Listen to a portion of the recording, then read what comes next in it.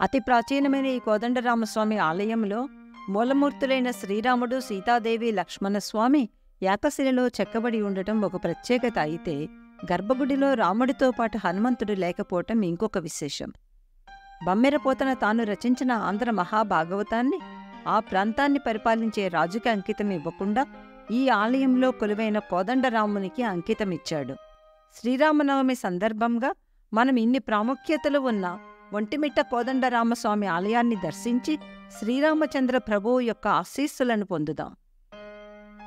Hi friends, మేము మీ పద్మావతి, మురళీకృష్ణ మిమ్మల్ని మా కల్చరల్ సోల్ ఇండియా యూట్యూబ్ ఛానల్కి ఆహ్వానిస్తున్నాం. వైఎస్ఆర్ జిల్లాలో ఒంటిమిట్ట గ్రామంలో ఉన్న శ్రీ కోదండరామస్వామి ఆలయం కడప తిరుపతి రహదారిపై కడప నుంచి 26 కిలోమీటర్ల దూరంలో ఉంది. హైదరాబాద్ నుండి తిరుపతి రహదారి మార్గంలో వాహనాలలో వెళ్లే యాత్రికులు ఈ ఆలయం దగ్గర ఆగి శ్రీరాముని దర్శనం చేసుకుంటారు. ఈ క్షేత్రానికి ఒంటిమిట్ట అని పేరు రావటానికి ఒక ఆసక్తికరమైన కథ ఉంది. క్రీస్తు శకం 1340-1355 మధ్యకాలంలో ఉదయగిరి సీమలో భాగంగా ఉండిన ఈ ప్రాంతాన్ని కంపనరాయులు అనే ఒక రాజు పరిపాలించేవాడు. ఒక రోజున కంపనరాయులు సైన్యంతో సహా వేట కోసం దట్టమైన అరణ్యంలో ఉన్న ఒక లోయలోకి చేరుకున్నాడు.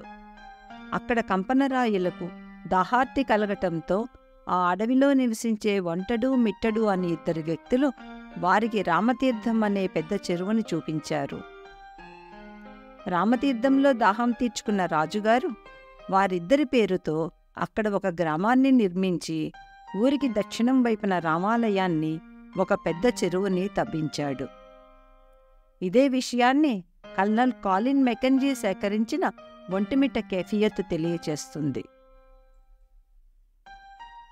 ఒకే రాయి మీద శ్రీ కోదండరామాలయం నిర్మించబడటం వల్ల ఈ ప్రాంతానికి ఒంటిమిట్ట అన్న పేరు వచ్చిందని చెప్పేదానికన్నా పైన చెప్పిన ఒంటడు, మిట్టడు అన్న వ్యక్తుల పేరు మీద ఈ ప్రాంతానికి ఒంటిమిట్ట అన్న పేరు వచ్చిందని చెప్పుకోవటం ఆసక్తికరంగా ఉంది కదా.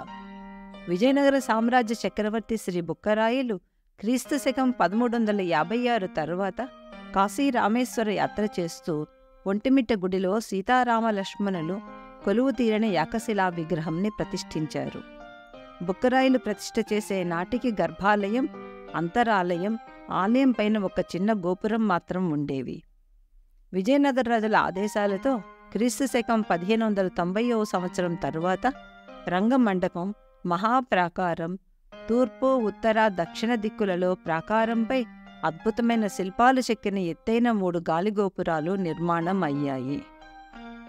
విశాలమైన ఆవరణలో నిర్మించిన ఈ కోదండరామాలయం యొక్క ముఖద్వారం సుమారు 160 అడుగుల ఎత్తు ఉంటుంది. కోదండరామాలయ గోపుర నిర్మాణం చోళ సాంప్రదాయంలో అత్యద్భుతంగా ఉంది. ఆంధ్ర మహాభాగవతాన్ని రచించిన పోతన తన భాగవతాన్ని ఈ కోదండరామునికి అంకితం ఇచ్చాడు. ఏకశిలాపురి వాసిని అని చెప్పుకున్న పోతన విగ్రహాన్ని మనం ఈ ఆలయంలో దర్శించవచ్చు. ఈ ఆలయంలో ఏకశిలలో చెక్కించిన మూల విగ్రహాలని ప్రతిష్ఠించటానికి కూడా ఒక ఆసక్తికరమైన కథ ఉంది. సీతారామ కళ్యాణం జరిగాక మృకుండ మహర్షి, శృంగి మహర్షి తాము తలపెట్టిన యాగానికి రాక్షసుల బారి నుండి రక్షణ కల్పించమని శ్రీరాముని ప్రార్థించటంతో దుష్ట శిక్షణ కోసం ఆ స్వామి సీతాలక్ష్మణుల సమేతుడై అంబుల పొది, కోదండం పట్టుకొని ఈ ప్రాంతానికి వచ్చి యాగరక్షణ చేశాడని పురాణాలు చెబుతున్నాయి. అందుకు ప్రతిగా ఆ మహర్షులు సీతారామలక్ష్మణుల విగ్రహాలను ఏకశిలలో చెక్కించారు. తర్వాత జాంబవంతుడు మృకుండ మహర్షి, శృంగి మహర్షి ప్రతిష్ఠించిన ఈ విగ్రహాలకు ప్రాణప్రతిష్ఠ చేశాడని చెబుతారు. సీతారామ లక్ష్మణుల విగ్రహాల పక్కన హనుమంతుడి విగ్రహం లేకపోవటం ఈ ఆలయ విశేషం. సీతారాములు లక్ష్మణ సమేతంగా వనవాసం చేస్తున్నప్పుడు ఈ ప్రదేశానికి వచ్చారని, అప్పటికి హనుమంతుడు శ్రీరామచంద్రమూర్తిని కలవలేదని, అందువల్లనే ఇక్కడి గర్భగృహంలో సీతారామలక్ష్మణుల ఏకశిలా విగ్రహంలో ఆంజనేయస్వామి విగ్రహం లేదని చెబుతారు. 32 స్తంభాలతో నిర్మించిన రంగమండపంలో చెక్కిన శిల్పాలు విజయనగర శిల్పశైలిని పోలి ఉన్నాయి. చోళ, విజయనగర వాస్తుశైలి కనిపించే ఈ ఆలయ స్తంభాలపై రామాయణ భాగవత గాథలను చూడవచ్చు. ఈ ఆలయాన్ని మత సామరస్యానికి ప్రతీకగా చెప్పవచ్చు. ఇందుకు నిదర్శనం ఆలయ పరిసరాలలో ఇమాం బేగ్ నిర్మించిన బావి. ఇమాం బేగ్ 1640 సంవత్సరంలో కడపను పరిపాలించిన రాజప్రతినిధి. ఒకసారి ఇమాం బేగ్ ఈ ఆలయానికి వచ్చి, మీ దేవుడు పిలిస్తే పలుకుతాడా అని ప్రశ్నించాడు. చిత్తశుద్ధితో పిలిస్తే ఖచ్చితంగా పలుకుతాడని ఆలయంలోని వారు సమాధానమిచ్చారు. దానితో ఆయన 3 సార్లు రాముని పిలిచాడు. అందుకు ప్రతిగా 3 సార్లు ఓ అని సమాధానం వచ్చింది. దానితో ఆయన రామభక్తుడిగా మారిపోయాడు. అక్కడి నీటి అవసరాల కోసం ఒక బావిని తవ్వించాడు. ఆ బావినే ఇమాం బేగ్ బావిగా పిలవటం జరిగింది. ముస్లిం సోదరులు కూడా ఈ ఆలయాన్ని దర్శించుకుంటారు. ఇప్పుడు మన ఎదురుగా అద్భుతమైన శిల్పకళతో చెక్కిన స్తంభాలతో కూడిన కళ్యాణ మండపం కనిపిస్తోంది. ఈ మండపంలో చంద్రుని వెలుగులో స్వామివారి బ్రహ్మోత్సవాలను నిర్వహించటం ఈ ఆలయ విశేషం. స్వామివారి బ్రహ్మోత్సవాలను చంద్రుని వెలుగులో నిర్వహించటానికి కూడా ఒక పురాణ గాథ ఉంది. క్షీరసాగర మథనం తరువాత మహాలక్ష్మీదేవి అమ్మవారిని నారాయణుడు సతీమణిగా స్వీకరించాడు. ఆమె సోదరుడు చంద్రుడు పగలు జరిగే స్వామివారి వివాహాన్ని తాను చూడలేకపోతున్నానని స్వామివారికి విన్నవించగా, ఒంటిమిట్టలో వెన్నెల వెలుగుల్లో తమ కళ్యాణాన్ని తిలకించవచ్చని స్వామివారు వరమిచ్చారు. దాని ప్రకారమే ఇక్కడ బ్రహ్మోత్సవాలు రాత్రిపూట నిర్వహిస్తారు. ఆంధ్రప్రదేశ్ విభజన జరిగిన తరువాత భద్రాచలం తెలంగాణ రాష్ట్రంకి వెళ్ళిపోవటంతో ఆంధ్రప్రదేశ్ రాష్ట్ర ప్రభుత్వం వారు ఒంటిమిట్టలోని శ్రీ కోదండరామస్వామి ఆలయంలో శ్రీరామనవమి ఉత్సవాలను అధికారికంగా జరపటానికి నిశ్చయించారు. తిరుమల తిరుపతి దేవస్థానం వారి ఆధ్వర్యంలో ప్రతి ఏటా ఈ ఆలయంలో శ్రీరామనవమి ఉత్సవాలని 9 రోజుల పాటు ఘనంగా నిర్వహిస్తారు. శ్రీరామనవమి రోజున ఆంధ్రప్రదేశ్ ప్రభుత్వం తరపున సీతారాములకి పట్టు వస్త్రాలు, ముత్యాల తలంబ్రాలు సమర్పించటం ఒక ఆనవాయితీగా వస్తోంది. ఆలయంలో సీతారామలక్ష్మణుల దర్శనం చేసుకుని వెలుపలి ద్వారం దగ్గరికి వస్తే క్రీస్తు శకం 1356వ సంవత్సరం నాటి శిలాశాసనాలు కనిపిస్తాయి. పురాతనమైన తెలుగు లిపిలో ఉన్న ఆ శాసనాలని భక్తులు ఆసక్తిగా గమనించటం మనం చూడవచ్చును.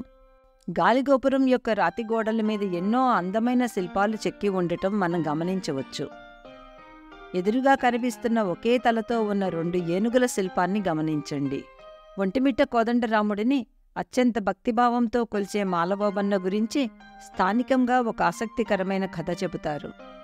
పూర్వం ఒంటిమిట్ట కోదండరాముడికి పరమభక్తుడైన మాలవోబన్న ప్రతిరోజు ఆలయంకి వచ్చి స్వామివారిని కీర్తిస్తూ పాటలు పాడుతూ ఉండేవాడు. అతడి గానమాధుర్యానికి భక్తులు పరవశించిపోయేవారు. ఒక హరిజనుడు ఆ విధంగా ఆలయంలోకి ప్రవేశించి రాములు వారిని పూజించటం సహించలేకపోయిన ఆ ప్రాంత జమీందారు తన భటుల చేత ఆలయంలో పాటలు పాడుతున్న ఓబన్నని ఆలయం బయటికి ఈడ్పించి వేశాడు. రాములు వారిని చూడనివ్వటం లేదన్న బాధతో ఓబన్న ఆలయం వెనకాల కూర్చొని కోదండరాముడిని కీర్తిస్తూ పాటలు పాడుతున్నాడు. మన్నాడు ఉదయం పూజారులు గర్భగృహం తలుపులు తెరిచి చూడగా సీతారామ లక్ష్మణుల విగ్రహాలు వెనుకకు తిరిగి ఉండటం గమనించారు. ఓబన్నని తన సమక్షంలోనికి రానివ్వలేదన్న బాధతో రాములు వారు వెనుదిరిగి నిలబడ్డారని గ్రహించిన పూజారులు జరిగిన అపరాధమును జమీందారుకు విన్నవించారు. తన తప్పును గ్రహించిన జమీందారు మాలవోబన్నని క్షమించమని ప్రార్థించి అతడిని సగౌరవంగా ఆలయంలోనికి తీసుకువచ్చారు. ఓబన్న ఆలయ ప్రవేశం చేసిన వెంటనే సీతారామలక్ష్మణుల విగ్రహాలు ముందువైపుకు తిరిగి భక్తులకు కనువిందు కలిగించాయి. మాలవోబన్న జ్ఞాపకార్థం ఆలయం ముందు భాగంలో అతనికి ఒక మండపం నిర్మించి అందులో ఒక స్తూపాన్ని స్థాపించారు.